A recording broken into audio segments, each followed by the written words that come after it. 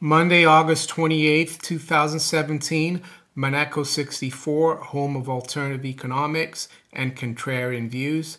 So this morning, I'd like to talk about commodities, stagflation, the industrial metals, and also before that, I'll have a quick rundown of where we are. It's 10:20 a.m. London time. Today, London markets are closed, but the foreign exchange markets, the futures, everything's still open. Having worked in the city, there will be people in the office in London, and people will still be trading. Europe is not closed, the continents. So right now, spot gold is at $1296.50, up almost $6. The high's been $12.99, low $12.90. Silver $17.16, up 10 cents. 1701 to 1725, the range. And this is all spot gold, not futures. High-grade copper, which I've been covering, is definitely broken above $3 now. It's 308 this morning, up almost 4 cents, up 1.2%. The Dow is down 27 points, 21,788. S&P down 2 3/4 at 24.40. The dollar is a little weaker overall. Dollar yen is at 109.23, down 10. The dollar has been down to 109.02, and the high's been 109.41. Euro is still doing very well, 119.32. The high's been 119.61. So I think it's only a matter of time before we get to 120 in the euro versus the dollar. The pound's a little stronger as well, up 27 pips at 129.05. So all fairly quiet. Precious metals, gold, I've been following it this morning. It hasn't broken through above 1,300, but we've stayed above the two tops we had earlier this year at 1295, and we are above that right now. So two commodities. Looking, at the major index that people look at in terms of commodities, the Continuous Commodity Index, which used to be the old CRB or CRIB index. It's made up of different, all kinds of commodities and the weightings. For example, it's 17.6% energy, metals 23.5%. Softs 29%, agricultural 29%. Now I'll show you a quick chart here, CRB. It's still fairly depressed. So, you'd say, where's the inflation? What are you talking about, hyperinflation? But I want to show you also later on some of the industrial metals and what they're doing. I made a video about a month ago saying that commodities are in the first inning of a major bull market. I was looking at copper when it was still below $3. And now a lot of these industrial metals are starting to move.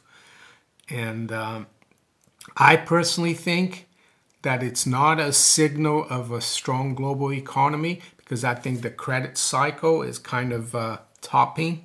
I made a video yesterday about how bankers in the state, the biggest bankers, are, unloading their stock, mainly because they see, a slowdown in lending and credit. So personally, I think this is could be the beginning of the stagflation that we had in the 1970s. Central bankers, that's the last thing in their minds. They say that we have an inflation problem, but the problem for them is not that inflation is too high or the rising prices. They say that we don't have enough inflation, that but the way they measure it, the statistics they look at is completely bogus. I don't know if they're aware of that. Their CPI numbers, if they were calculated like they used to be 20, 30 years ago, we'd have a cost of living increases of 6, 8, 9, 10%. And they don't look at CPI anymore as a cost of living, according to John Williams of Shadow Stats. And and there's an interesting article as well, like yesterday, you know, about the central bankers, you know, and there's a guy on Zero Hedge, Ilargi Meijer, his name is. He says Jackson Hole's deluded groupthink confirms a gigantic financial crisis is coming. And an interesting thing he says, and I agree with him, and I've said that before about CPI and the definition of inflation is, he says, and I quote, "But the inflation problem lies in the fact that they don't know what inflation is, and they're just as knowledgeable when it comes to all other issues. They get sent tons of numbers and stats and then compare these to their economic models. They don't understand economics, and they're not interested in trying to understand it.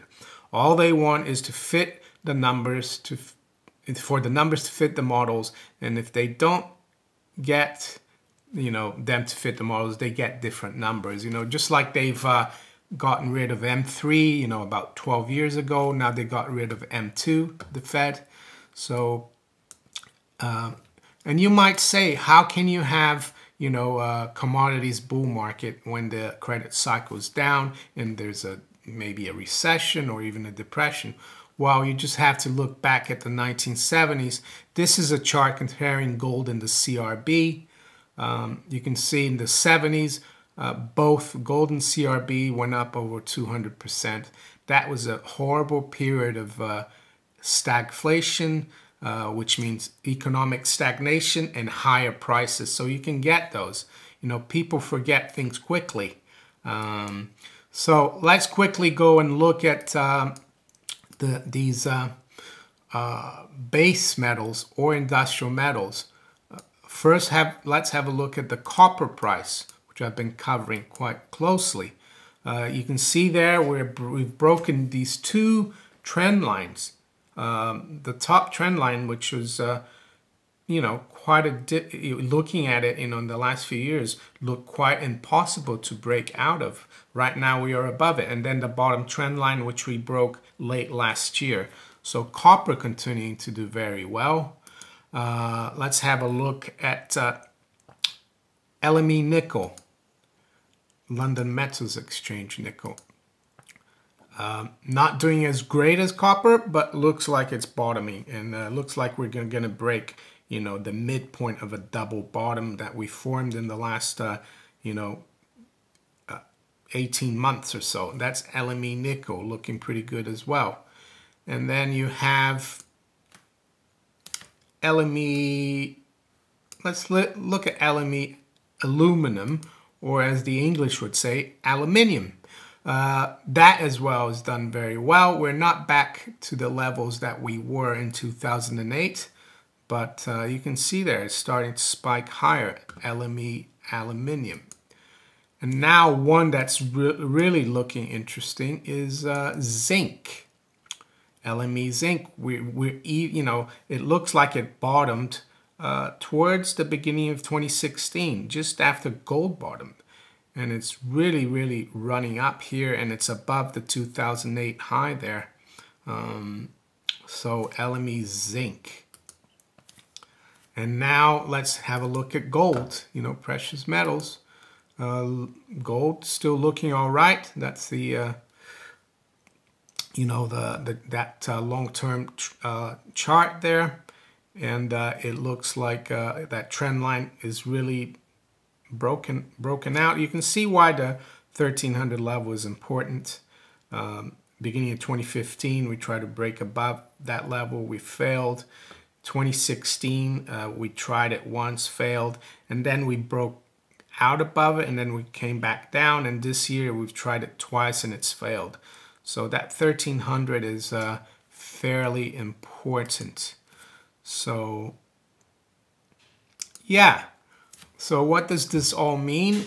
Does it mean we're going to have a major economic growth again, and that's what industrial metals are pointing at? Or is it just a one-off because of Chinese credit creation, and we're going to see, you know, these industrial metals come back down? You know, the other, you know, looking at the CRB, overall, it looks like it's not confirming this move in industrial metals, Or could it be that the CRB, with all its different components of energy, agricultural, softs and metals, precious metals, is going to catch up with the industrial metals and we're going to get stagflation? It's possible. You have these central bankers saying that the problem is that inflation is too low. And, they don't know everything. Bernanke in 2007, when the subprime, problems started, he said, this is localized. It's not going to spill over into the economy. Everything's fine. And look what happened a year later. And now you have Janet Yellen saying that she doesn't expect a major crisis in her lifetime.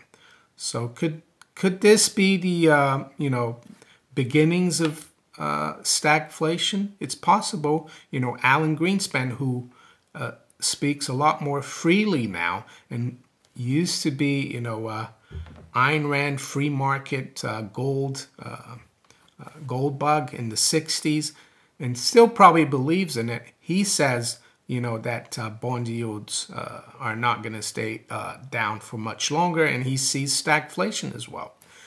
Could he be right? Maybe. Could he be wrong? But I just wanted to point out that,